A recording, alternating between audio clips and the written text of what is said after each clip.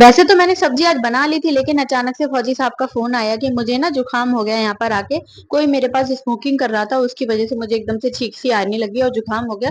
और मुझे किसी ने बताया कि तुम अपनी वाइफ से लहसुन की चटनी बना लो, और लहसुन की चटनी बनाने में बहुत एक्सपर्ट हूँ। और इस लहसुन की चटनी की एक कहानी है कि जब हम नानी के घर जाया करते थे छुट्टी में, तो नानी के यहाँ गेहूं की कटाई होती थी। मई जून में जब गेहूं की कटाई होती थी, तो सुबह सुबह नानी के यहाँ ये रोटियां, मोटी मोटी रोटी बन के, जो कि चूल्हे पे बनती है, पानी की रोटी, और ये चटनी मक्खन के साथ जाया करती थी। इतना टेस्टी लगा करती थी उस टाइम पे।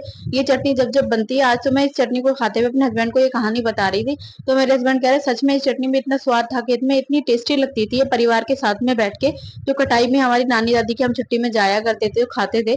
तो मेरे हस्बैंड ने बोला कि मुझे ना बहुत तेज जुकाम हो रहा है, तुम लहसुन की चटनी बना और मेरे पास समय भी बहुत कम था। आने से 15 मिनट पहले उन्होंने फोन किया। रात को वो 10 बजे आते हैं, 12 बजे के गए हुए, लेकिन उन्होंने पौने 10 बजे फोन किया। तो मेरे पे इतना टाइम नहीं था कि मैं लहसुन को छील पाती, क्योंकि नानी दादी पहले जब बनाती थी और लहसुन को सिलबट्टे पे ऐसे ही पीसती थी। तो मैं भी अभी कभी टाइम कम रहता है, मुझे लहसुन छीलने में वैसे हलकस भी आता है, और वैसे समय होता है तो छील भी लेती हूँ। लेकिन आज थोड़ा समय वैसे ही कम था, 15 मिनट में मुझे बनाना था। और सच बताऊं, मैं इसको बना ही रही थी, घर में इसकी खुशबू आ रही थी जब तक फौजी साहब आ ही गए, क्योंकि उन्हें जुकाम इतनी तेज हो रहा था, तो उनको लग रहा था कि मैं जल्दी से घर पहुंच जाऊं। और मैंने उनको लहसुन की चटनी बना के, मुझे भी अच्छा लगता है कि ये बना के मैं स्टोर करके रखूं, लेकिन कभी याद रहता है तो बना लेती हूँ, अक्सर याद ही नहीं रहता। ऐसा लगता है कि छोटे बच्चे के साथ में जितना काम हो जाए उतना ही काफी है। जरूरी नहीं सारी स्वाद लेना, बच्चा जब पल जाएगा, बड़ा हो जाएगा, तो सारे स्वाद बाद में ले लेंगे। सब्जी रोटी बन जाती है, यही काफी है। चटनी बना के कभी कभी तो रख लेती हूँ, क्योंकि फौजी साहब को भी हर टाइप की चटनी का पसंद है, शौक है। पुदीना की हो, चाहे हरे धनिया की हो, चाहे लहसुन की हो, ये वाली।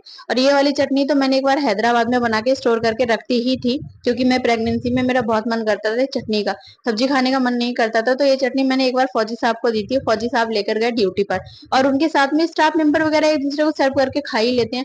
तो किसी लेडी ने खाई थी, तो वो मेरे हस्बैंड से पूछ रही थी, कि सर लहसुन की चटनी हम तो बनाते हैं, लेकिन हमारे में इतना टेस्ट नहीं होता। आप मैडम से पूछ के आइएगा चटनी की रेसिपी की, जो आप चटनी लाए थे पराठे के साथ में। वैसे कभी सूखी सब्जी में अगर रखती थी, तो सूखी सब्जी के साथ में चटनी भी रख देती थी। तो मेरे हस्बैंड से उसने पूछा कि सर आप मैडम से पूछ के आइएगा कि उसमें थोड़ा अलग फ्लेवर आ रहा था, क्या उन्होंने कोरिएंडर डाल रखा था, मतलब कि सूखा धनिया डाल रखा था। तो मेरे हस्बैंड ने आके पूछा कि तुमने क्या कोरिएंडर डाल रखा था, कोरिएंडर क्या होता है, उनको ये भी नहीं पता था। मैंने उनको बोला कि सूखा धनिया होता है, क्योंकि हमारी नानी क्या, हमने नानी क्या ही ये चटनी खाना सीखी है।